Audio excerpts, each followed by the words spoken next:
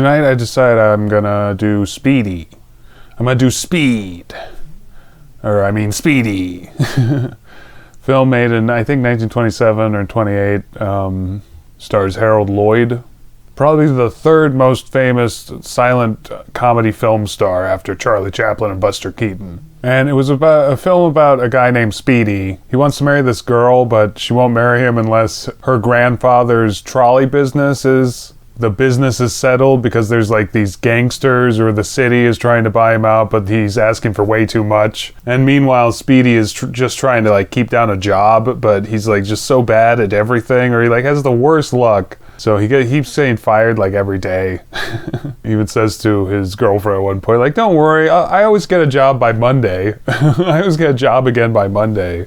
Because that's how many times he's been fired. And the story just keeps building and building, because he keeps getting worse, and he keeps like angering the wrong people pretty much, until like the mobsters and the police are all after him basically. But then right when the mob's about to attack him, he like makes friends with these Civil War veterans, so they all attack the police and like gang up on the police pretty much. And I think there was another group involved with that too. And it was like all comedic, but like this huge mob attacking each other, but like with a lot of comedic stuff, like a dog I think at one point rips somebody's pants off or something like that. But it was really funny. It was really funny the whole way through. Well, almost the whole way through, but I'll get to that. But I'd never seen a Harold Lloyd movie before. This was the first one. I've heard of him. I have Safety Last, but I just never watched it.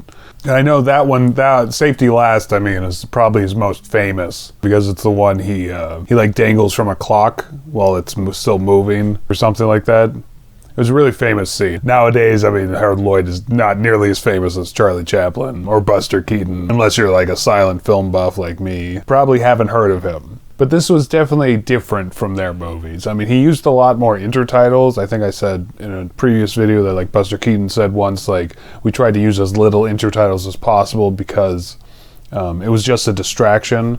But this one used intertitles in a way I've never seen before, because a lot of the comedy came from the intertitles and what people were saying to each other, essentially, even though you were reading it. And it was just like really funny dialogue throughout. And like for Charlie Chaplin movies, the dialogue really is usually just like enough to keep the story moving so that he can then do some slapsticky thing. Here, I would say the intertitles / dialogue was just as funny as the slapsticky stuff, which I was pretty impressed by, actually, just because like I don't think anyone else had thought to do that at the time.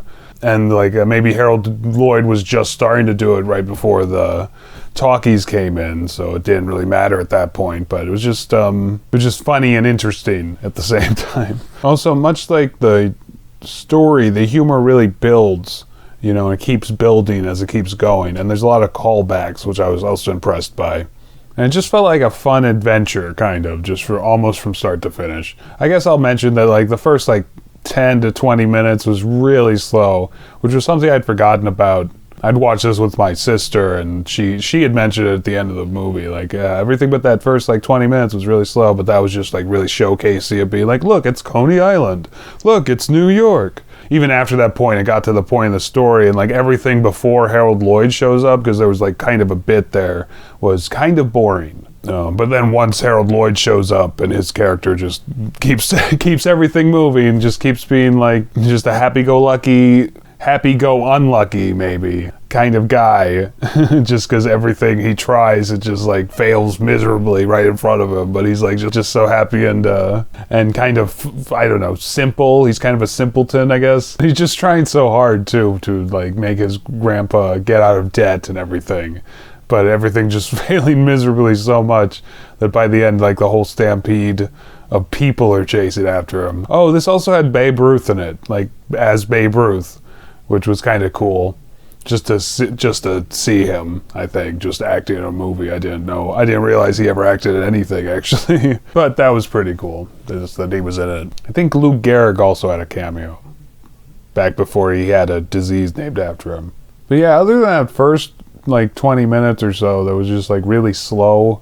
it becomes like a really good movie, like amazingly well done movie with great comedy. I was laughing so hard throughout the whole thing pretty much. And it's kind of a slow ramp up, you know, especially with that slow start at the beginning, but like even after that, it was kind of a slow ramp up to like the really good comedy, but like it just kept going. Just like it starts out like, oh, that's kind of funny, to like just pure hilarity, I guess. So yeah, I think I'll give this a 9 out of 10. My biggest problem was that beginning part, and like it takes a big chunk of that movie, that first part. But this movie's so good after that, I'd say that definitely raises it at least to 9 out of 10, maybe a 9.5 out of 10 even, just because it's so enjoyable by the end of it. And Harold Lloyd is so much fun to watch, I think. He's not quite the same as watching Buster Keaton or Charlie Chaplin, you know. It's not quite as much physical comedy, but a lot of, it's physical comedy, but it's not all coming from him. It's not all just his physical feats, I guess. I don't know what I'm trying to say. 9.5 out of 10. It was a great movie. I'd recommend it to anyone.